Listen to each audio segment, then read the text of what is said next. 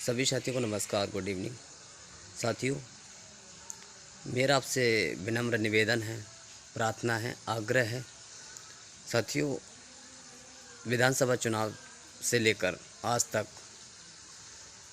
बाकी जो मैटर चल रहे थे वो अपनी जगह बिल्कुल चल ही रहे थे, लेकिन हमने सभी के हित को देखते हुए, चाहे हमें अकेले भोपाल में 4-5 महीने तक वहाँ पे रहना पड़ा हो, चाहे कुछ भी करना पड़ा हो, लेकिन हमने अपनी मांग को कमज़ोर नहीं होने दिया।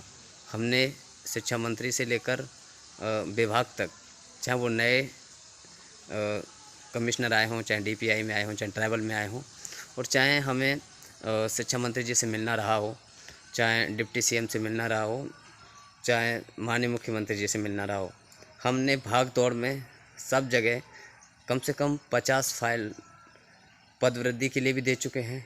ओबीसी के जो मैटर है, जिनके नियुक्ति पत्र रुके हैं, उनके लिए भी दे चुके हैं। चाहे प्रयोगशाला के पदों की बात हो, हम उनके लिए भी दे चुके हैं। चाहे वेटिंग की बात हो, मतलब हमने हर मुद्दे को बरकरार रखा। हाँ, हम देख सकते थे कि कुछ समय के लिए काफ़ी संख्या में कोई लोग नहीं आए थे, मतलब हमें कोई ना कोई सपोर्ट मिला, मतलब फिजिकली वहाँ कोई नहीं आया। 1-2 लोग आए, बाकी थोड़ा बहुत जो भी मेरे से हो सकता था मैंने पूरा काम किया, उस चीज़ को मतलब कंटिन्यू रखा। मतलब विधानसभा चुनाव से पहले तक और उसके बाद में भी जैसे भी हमें आश्वासन मिला था माननीय शिक्षा मंत्री से, जो कि अब उच्च शिक्षा मंत्री हैं, हमने उनकी उस मांग को कंटिन्यू रखा और हमने उसको हमेशा उठाते रहे।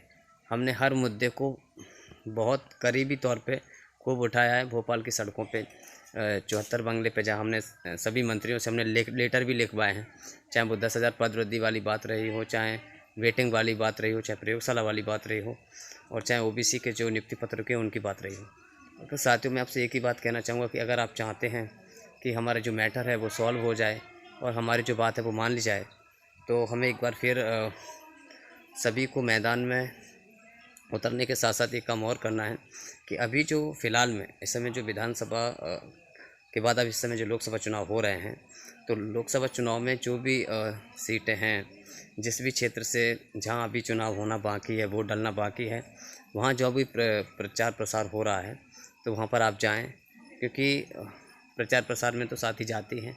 तो आप सभी अभ्यर्थी जाएं और वहां पे अपनी बात उनके समक्ष जाके ज़रूर रखें, और ऐसा कोई 10-50 लोग की संख्या में जाके इस समय उनसे बोलें, वो ज़रूर सुनेंगे। साथियों, मैं पूरा प्रयास कर रहा हूँ कि जहाँ तक की हो है वो सारी चीज़ें क्लियर हों, चाहे वेटिंग की बात हो, चाहे प्रयोगशाला की पद की बात हो, चाहे ओबीसी के चयनित अभ्यर्थी जिनके नियुक्ति पत्र रुके हैं वो वाली बात हो, चाहे पदों का जो आश्वासन दिया वो वाली बात हो। तो हम पूरी कोशिश कर रहे हैं कि वो चीज़ें क्लियर हो जाएँ और हमें जो हमारे जो सारी प्रॉब्लम्स हैं वो सॉल्व हो जाए। साथियों, मैंने अपने परिप्रेक्ष्य से, मतलब अपने थ्रू, मतलब कभी उस चीज़ को कभी कम नहीं होने दिया है, अपनी मांग को कभी दबने नहीं दिया है। साथियों, क्योंकि मुझे ऐसा लग रहा था कि आने वाला जो समय रहेगा, ये इस मांग को अगर हमने कमज़ोर कर दिया तो ये मुद्दा बिल्कुल ख़त्म हो जाएगा। लेकिन मैंने किसी की न सुनते हुए अपने आप को उसको मांग को रखा और अपने आप को मैनेज करते हुए सारी चीज़ों को कंटिन्यू रखा। साथियों, कैसी भी कंडीशन रही हो, लेकिन हमने उस मांग को कम नहीं होने दिया। साथियों, मेरी आपसे एक ही प्रार्थना है, एक ही निवेदन है कि जहाँ भी अभी चुनाव होना बाकी है, आप उनकी रैली में जाएँ, जहाँ भी जाएँ उनसे मिलें और उनसे कहें कि आप हमारी इस प्रक्रिया को ज़रूर पूरा करें। हम बहुत प्रताड़ित हैं और हम बहुत ज़्यादा मानसिक रूप से परेशान हैं।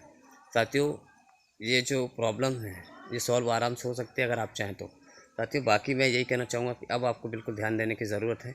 जो भी आपसे हो सकता है पूरा प्रयास करिए और आने वाले समय के लिए बिल्कुल तैयार रहिए, क्योंकि अगर आपने अभी ये वाला मौका छोड़ दिया, मान लीजिए अगर आपने छोड़ दिया चुनाव के बाद, जैसे भी प्रोसेस में आपको लगना है, चाहे प्रयोगशाला के पदों की बात हो, चाहे आपको ओबीसी के जिनके नियुक्ति पत्र के वो वाली बात हो, चाहे वेटिंग की बात हो, चाहे जो आश्वासन पद वृद्धि का दिया था वो हो, आप अगर हर एक मुद्दे को उठाएंगे अच्छे से, अगर आप अभी भी अगर आपने मेहनत नहीं की तो फिर आप भूल जाओ।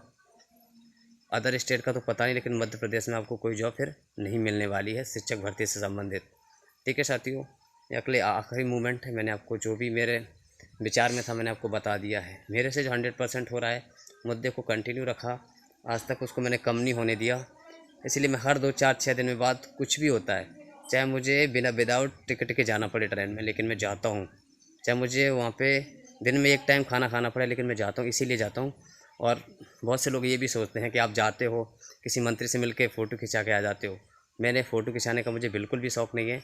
मेरा फ़ोटो बाद में खिंचता है, पहले मुद्दे होते हैं वहाँ पे, हम मुद्दों को रखते हैं, अच्छी तरीक़ा से रखते हैं, अपनी पूरी युवाओं की पूरी आवाज़ रखते हैं। दूसरी बात, उसके बाद हम रखने के बाद उसको न्यूज़ में अपडेट करवाते हैं। सारी अपडेट हमारी इंटेलिजेंस ब्यूरो से लेकर सभी सीएम हाउस तक जाती है। हमारी सारी इन्फॉर्मेशन जाती है कि आज हम आए, हमने ज्ञापन दिया, आज हमारी चर्चा हुई, जो सारी इन्फॉर्मेशन हर रोज़ जाती है।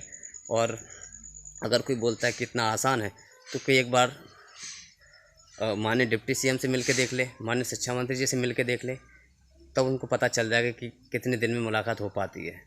2-2 3-3 दिन लग जाते हैं, तब भी नहीं मिल पाते हैं, ठीक है। अब ये तो कुछ भी मान लो, संघर्ष की जीत मान लो या कुछ भी मान लो, या प्रयास मान लो कि हम जाते हैं तो आज गए तो कल हम मिल ही लेते हैं, मतलब कहीं ना कहीं कांटेक्ट करके या कैसे भी करके, ठीक है। तो साथियों, हमारा प्रयास है कि मुद्दे को बिल्कुल कमज़ोर न होने दिया जाए। साथियों, बाकी अब आपको देखना है क्या करना है।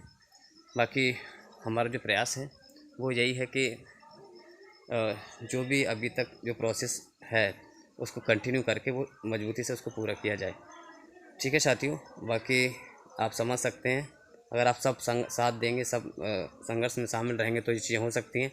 अगर आप अभी कुछ नहीं कर पा रहे तो आप भूल जाइए, शिक्षक बनना पॉसिबल नहीं रहेगा फिर वर्ग 3 में, क्योंकि कोई वैकेंसी आने वाली नहीं है। 12 साल बाद अभी आई, अब पता भी नहीं है, ठीक है। ठीक है साथियों, बाकी आप सबको शेयर कर सकते हैं वीडियो, सबको मोटिवेट करने के लिए, ठीक है। धन्यवाद।